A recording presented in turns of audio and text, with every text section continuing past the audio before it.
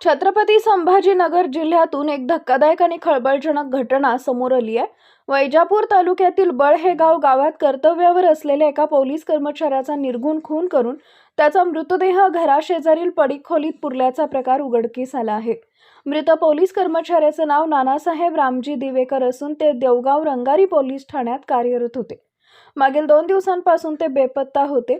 नातेवाईक आणि सहकार्यांकडून त्यांचा शोध सुरू होता। दरम्यान रविवारी त्यांच्या मूळ गावी बळहेगाव इथं घरात संशयास्पद हालचाली आढळून आल्यानं पोलिसांनी तपास केला। मातीच्या घरात खोदून पाहिल्यानंतर नानासाहेब दिवेकर यांचा मृतदेह जमिनीत पुरलेला आढळून आला। घटनेची माहिती मिळताच वरिष्ठ पोलीस अधिकारी, स्थानिक गुन्हे शाखा आणि श्वान पथक घटनास्थळी दाखल झाले। मृतदेह शवविच्छेदनासाठी संभाजीनगर येथील घाटी रुग्णालयात पाठवण्यात आलाय।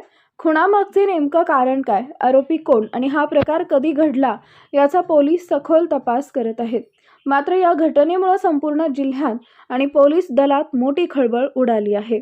शिवशाही न्यूज प्रतिनिधी अनिल सूर्यवंशी, वैजापूर।